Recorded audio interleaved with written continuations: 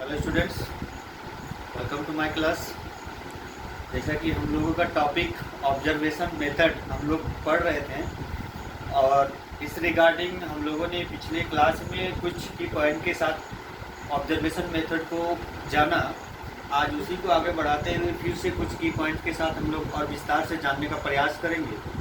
तो सबसे पहले ऑब्जर्वेशन मेथड का जो मीनिंग आज हम पूरा फाइनलाइज तैयार किए हैं, इसको हम लोग सबसे पहले देखते हैं।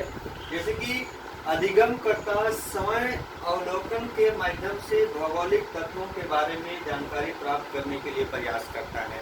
यानी कि जो भी लर्नर्स हैं, जो भी सीखने के लिए प्रयासरत हैं, वो अपने आप से समय अवलोकन के माध्यम से जो भी विषय वस्तु से अवगत होते हैं वो निरीक्षण विधि कहलाता है। यहाँ पर भौगोलिक तत्वों, क्योंकि भूगोल का जो सब्जेक्ट है उसके रिगार्डिंग हम लोग क्लास कर रहे हैं। यहाँ पर सभी अगर इसके अलावे भी हम लोग विषयों की चर्चा करेंगे, जैसे फिजिक्स, केमिस्ट्री, मैथ, कुछ भी हम लोग सब्जेक्ट की हिस्ट्री, जो भी सब्जेक्ट के बारे में हम लोग जानकारी हासिल करेंगे, सभी में ये पॉइंट्स लागू होगा। क्योंकि सभी में निरीक्षण विधि कहीं ना कहीं हर एक सब्जेक्ट में पाई जाती है और उसी के रिगार्डिंग जो टीचिंग वर्क है वो किया जा सकता है। तो यहाँ पर आप लोग इस जो डेफिनेशन है, ये जो मीनिंग है, इसके बारे में आप लोग समझ ही रहे होंगे कि हम समय मतलब एक लर्नर्स समय किसी भी सब्जेक्ट मैटर को अवलोकन के माध्यम से जानने का प्रयास करता है, वो निरीक्षण विधि कहलाता है। तो बहुत आसान सा कॉन्सेप्ट है ऑब्जर्वेशन मेथड कि हम लोग अवलोकन के माध्यम से सीखते हैं और ये जो सीखना है वो वास्तविक होता है, सार्थक होता है, अस्थायी होता है और प्रत्यक्ष ज्ञान होता है। इतने सारे कॉन्सेप्ट के साथ निरीक्षण विधि को हम लोग व्यक्त कर सकते हैं। तो आज हम कुछ 2 या 3 की पॉइंट्स हमने यहाँ पर लिखा है और पिछले क्लास में हम लोगों ने कुछ की पॉइंट के साथ इसको समझने का प्रयास हम लोगों ने किया था। तो आज उसी को आगे बढ़ाते हुए आज देख सकते हैं, इस विधि द्वारा प्राप्त ज्ञान अस्थायी होता है क्योंकि इसमें बालक स्वयं निरीक्षण द्वारा ज्ञान अर्जन करते हैं। इस बारे में हम लोग पहले ही अपडेट हो चुके हैं कि यह जो ज्ञान है ऑब्जर्वेशन मेथड के अनुरूप जो सीखने का प्रयास है एक अधिगमकर्ता को, एक लर्नर्स को, तो ये कहीं ना कहीं ये जो ज्ञान होता है वो अस्थायी ज्ञान होता है क्योंकि बालक स्वयं निरीक्षण के द्वारा अपना ज्ञान अर्जित करता है, स्वयं सीखता है। इसीलिए इस विधि के माध्यम से जो भी हम लोग नॉलेज लेते हैं, जो भी विषय वस्तु से अवगत होते हैं, अपडेट होते हैं, वो ज्ञान अस्थायी होता है।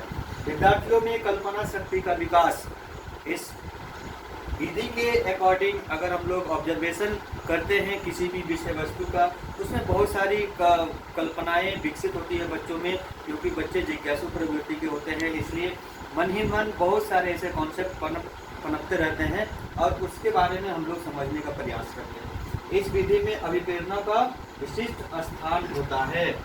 मोटिवेशन इस विधि में बहुत ही जरूरी है। अगर हम कहीं भौगोलिक विषय के संबंध में एक विषय वस्तु जैसे नदी का अवलोकन करना है, जाहिर सी बात है इसके बारे में अगर बच्चों से हम लोग अभिप्रेरणा, मोटिवेशन सबसे पहले देंगे कि ये नदी में जाना है, ये ऑब्जर्वेशन करना है, तो सबसे पहले जब तक एक टीचर होने के नाते हम लोग मोटिवेशन बच्चों को नहीं देंगे तब तक ऑब्जर्वेशन जो मेथड है वो पूरा नहीं हो सकता है। इसलिए ऑब्जर्वेशन मेथड में मोटिवेशन का जो ये रूप है वो बहुत ही अभिन्न और महत्वपूर्ण पाया जाता है। तो ये की पॉइंट्स थे निरीक्षण विधि के, जिसके अकॉर्डिंग हम लोग अपने ज्ञान को और भी विस्तृत कर सकते हैं, बढ़ा सकते हैं अवलोकन के माध्यम से।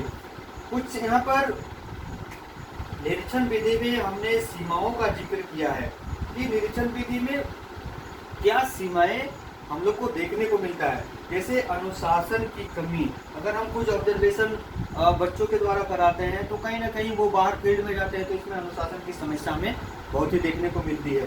दूसरी जो है दुर्घटना की आशंका, हम कहीं पर्वत पठार नदी में अगर बच्चों को भेजते हैं तो इसमें कहीं ना कहीं दुर्घटना की आशंका बनी रहती है। तीसरा जो हमने यहाँ लिखा है विद्यालयों में समय की कमी। अभी समय की जो मांग है वो काफ़ी अहम होती है और बहुत सारे ऐसे क्लास होते हैं, तो हम बच्चों को ऑब्जर्वेशन मेथड के लिए बाहर नहीं ले जा सकते हैं, उनके अनुसार हम लोग टाइम नहीं निकाल पाते हैं। इसमें समय की अधिकता होती है, समय इसमें काफ़ी चाहिए, इसीलिए विद्यालयों में समय की कमी देखने को मिलती है। इस तरह से इसके 3 सीमाओं का हमने यहाँ पर जिक्र किया है। अनुशासन की समस्या, दुर्घटना की आशंका और विद्यालयों में समय की कमी, ये ऑब्जर्वेशन मेथड में देखने को मिलता है, इसलिए ये सीमाएं इसमें व्यक्त की गई है। आगे हम लोग इसके ऑब्जर्वेशन मेथड के पद को पढ़ेंगे। इसके पद स्टेप क्या क्या है, यानी कि ऑब्जर्वेशन मेथड प्रारंभ करने के लिए कौन कौन से स्टेप हम लोग को लेना पड़ता है, तो वो हम लोग नेक्स्ट जो क्लास है उसमें हम लोग इसका डिस्कस करेंगे। आज के इस वीडियो में इतना ही। Thank you.